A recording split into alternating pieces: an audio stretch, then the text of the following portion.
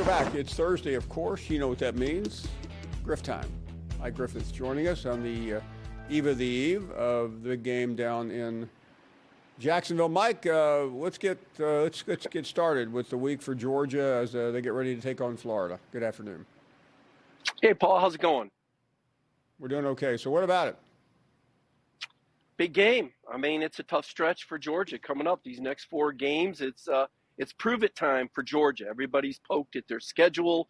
You take a look at it, it is the weakest ranked schedule of all the Power 5 teams that are ranked in the top 25. I think only Air Force, per the Sagarin ratings, has a weaker schedule. And now you're going to get to see. You're going to find out just what Georgia football is all about, and you're going to get to find out what it's all about without their best football player, Brock Bowers. So prove-it time for Georgia against a Florida team that's got a ton of momentum. It's playing about 70 miles away from home. And it would be a very well-rested football team that Billy Napier puts on the field. We talk about Florida having a lot of momentum, and I agree. But what are they beaten? What, Vanderbilt and South Carolina? Yeah, well, Georgia's beaten Kentucky and who else? So neither one of these teams. Not exactly the same programs. Well, no, but Georgia has trailed in 3 out of their 4 SEC games to teams with a combined 1-10 record. So it's not like they've just been steamrolling everybody right out of the gate. This is a team that's had some issues scoring early.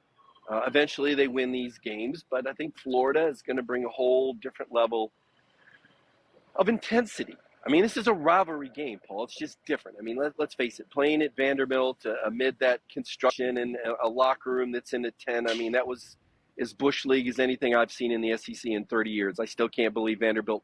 But forget, enough talk about Vanderbilt for a whole season there.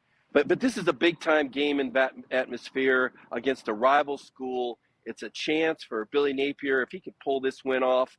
I mean, just think about the momentum. The Gators already with a top 5 recruiting class, tons of money being spent to buy these players, all these assistants that have been hired. I mean, this would be such an incredible boost.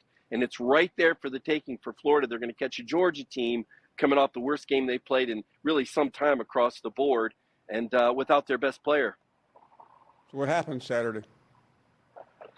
I think Florida's going to be able to keep it close for a while. I think Billy Napier and his team have a lot of confidence right now. I look at Graham Mertz. I mean, this is a guy that he's making his 40th start. I mean, his 40th start. Think about that. This guy's played a lot of football. Now, he's only 3-8 in games that he's played against teams that are ranked, but that was Wisconsin, having Wisconsin behind him. I mean, what does Wisconsin even have? It's been a while since they've been relevant in football. Now he's got the mighty Florida Gators behind him. He's got Steve Spurrier believing in him, and if Coach Spurrier sees some magic in the Gators, then there must be something to it. He's usually pretty sharp at these things. On the flip side, it's a pretty salty Georgia defense. Granted, their schedule is a little light, but still, they lead the nation in third down defense, and that's going to be key because for Florida to have any sort of chance, they're going to need to have long, sustained drives and control the clock and keep the Georgia offense off the field. Talking to Griff, so let's move on.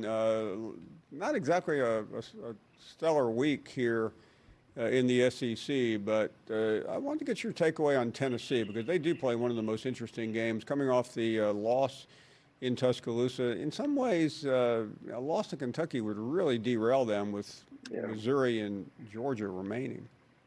Yeah, it really would, and you really want to see how this Tennessee team responds. I mean, this is a different version of Tennessee football under Josh Heupel, and again, I applaud the style of football that they're playing. I mean, you're trying to win with the talent that you have. They don't have the perimeter threats that they had a year ago, and this is a different quarterback. And so Josh Heupel is coaching what he has, and a very game effort. Now, they lost to Alabama, and there's nothing good about what happened in the second half if you're a Tennessee Vols fan. But what they did in the first half on the road, you can't forget about that. That was impressive. That really happened. That was the real Alabama out there getting their tails kicked around Bryant-Denny Stadium. I like this Tennessee team. I think they have character. I think they're tough. I think Kentucky's tough. I think this is going to be a really good football game, probably not getting enough attention. But I do like Tennessee to win this game. I think Tennessee's got what it takes, and I'm just not sure if Kentucky's quarterback is good enough to get it done against the Vols defense. Griff, I realize most of the attention is on Jacksonville, a little bit on Knoxville. What else interests you this week in the SEC? Well, I mean, I'm all in on the Georgia game. I'm all in on what Kirby Smart does. This is a story again. For whatever reason, I just don't think people find Kirby Smart story sexy enough. I mean, this team's won 24 games in a row, Paul. I mean, it's remarkable. If they win this next game, this will also be 24 straight SEC wins, which would tie what Steve Spurrier did at Florida between 1994 and 1997. And you remember those days. You were writing columns in Alabama. I mean, back then, Steve Spurrier was, the next Paul Bear Bryant with his consecutive SEC championships and dominance. And Kirby's doing that in an era that's much more competitive with this whole NIL and this transfer portal. And as we've talked about before, Georgia's lost so many great players in the portal that are playing other places. If only Georgia could have kept them. Instead, they're having to do it with young talent. They're having to reload. They're down their best player now. Their best running back, Kendall Milton's been injured all year, although Dejon Edwards, a pretty good back, went for 100 yards last year. Ladd McConkey, their best receiver, hasn't had more than 4 catches in a game. I mean, and they're holding it all together. And I just think that's remarkable, and I just wonder how much longer Georgia can stay at number one. And I know that's not the mentality. I'm very well aware of that. I know Kirby's kept it one game at a time. I feel like this week off has been a power boost for Georgia. I heard Javon Bullard talk. This is a real key player. You haven't heard his name in a while. He's been a little banged up. But when Bull, as Kirby calls him, when this Bull puts the horns to you, this guy is a difference maker. Remember, this guy was a defensive MVP in the college football playoff against Ohio State and against TCU. And if Javon Bullard is healthy, you're going to see some teeth back in this Georgia defense that you haven't seen in a while. Okay, we talked about that. We talked about Tennessee. I don't want to just randomly ask you about things because you keep up with the league like everybody. But what else is blinking for you around the SEC right now? Yeah, must win for Jimbo Fisher. I mean, you just can't you can't apologize for a loss to this South Carolina team. I mean, Spencer Rattler and what else? I mean, the Gamecocks have just kind of fallen apart.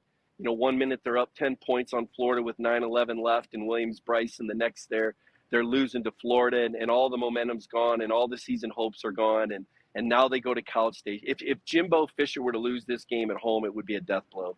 So a must win, and you don't just take that with a grain of salt, Paul. I mean, the SEC's tough. South Carolina, I'm sure whatever fight they have left, they'll give them, but this is a must win for A&M. You mentioned the Tennessee-Kentucky game already. I think that's a big game in the direction of both programs. You heard some frustration from Mark Stoops earlier this year. Has he come to the realization that he's never going to win the East at Kentucky? Has he figured it out that they're never going to invest in football like they do in basketball? Could Mark Stoops be looking, you just kind of wonder, what does his future look like? And what about Josh Heupel in Tennessee? They need this win to get those people to keep giving money. It's such a grab bag now for money, Paul. It's a money game. And these games mean so much to get that kind of momentum right now. Get those NILs going. Get those collectives going. Get people to put money in the bucket. You're hearing every coach bring this up.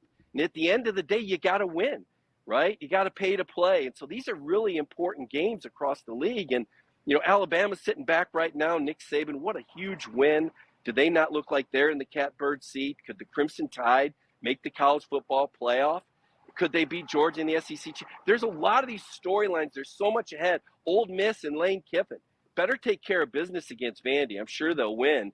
But look at this Ole Miss team right now. They look as good as anybody. And when you draw up a team to design to beat Georgia, Ole Miss has all the components. Now, that game's a few weeks away, and Florida's going to get their swipe. And then this young Nick Saban, Eli Drinkwitz that you're buttering up these days, he's going to have his shot in this stadium here in a couple weeks. What's your beef with Eli Drinkwitz? I don't have a beef, but I've seen it a million. I just sideswiped the guys who are driving down the street here.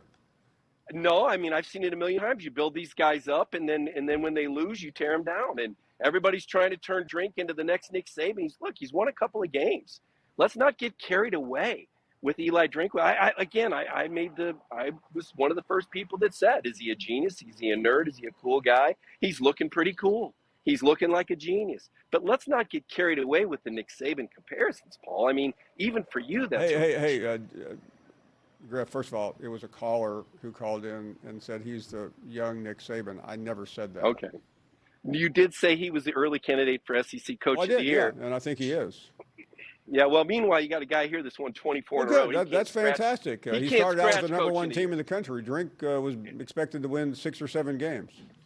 He started out with the number one team in the country. Do you see what's on? You got a quarterback that's making his 8th career start, right? You can't. You couldn't even tell me who their leading receiver listen, is right I've now. been to Athens. I know because I saw you. I don't need a primer on Kirby Smart. I know who he is. Well, let's not turn this Georgia team though into last year's or the years I'm not before. I doing mean, anything. I was just wondering why you just kind of sideswiped Eli Drinkwitz. I mean, the guy, and acting like I've created something out of cloth. I mean, I think right now he's a legitimate SEC Coach of the Year candidate. yeah, the most impressive thing he's done is lead LSU for a few quarters, and I don't even think he won that game. So let's find. I'm from the show. I'm from what do they used to say? I'm from the show me state. You got to show me. I mean, okay, they did get a ranked win over Kansas State, and at that time the SEC was desperate for any kind of out-of-conference success. But let's see what's ahead for Missouri. Now, this was a team that was beating Georgia by 10 points last year at home before, excuse me, the choke factor. They're at home before they blew that game last year. This is a team that returned more than anybody else in terms of production in the SEC and maybe top 2 or 3 in the country. Look, the table's set, and I like Cook. I like what Eli's done. I just think it's dangerous to mention him in the same breath with Nick listen, Saban. Griff, it may be dangerous for you, but it's not dangerous for me. I feel pretty comfortable saying what I did about Eli Drinkwitz. What I don't like is having you put words in my mouth from a caller, but that's beside the point.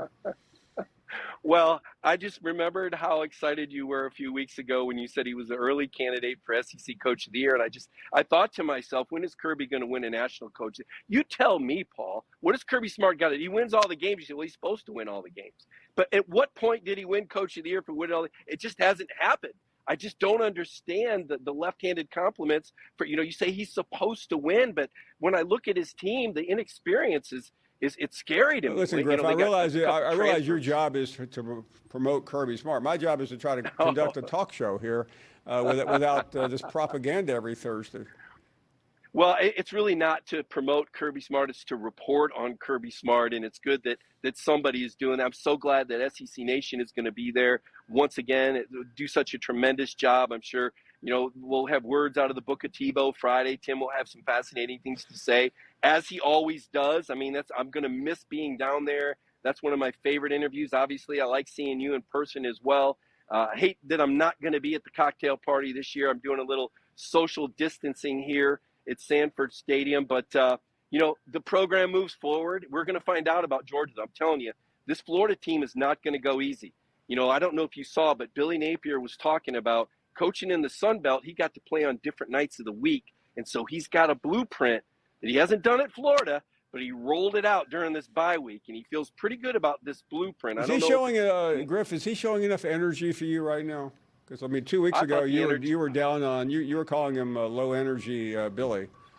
I thought the energy in the fourth quarter was spectacular. I read from Graham Mertz about all the extra sleep that he's getting and how important is it to have a well-rested quarterback. And then when I read about the experience from the Sun Belt, Billy brought it up.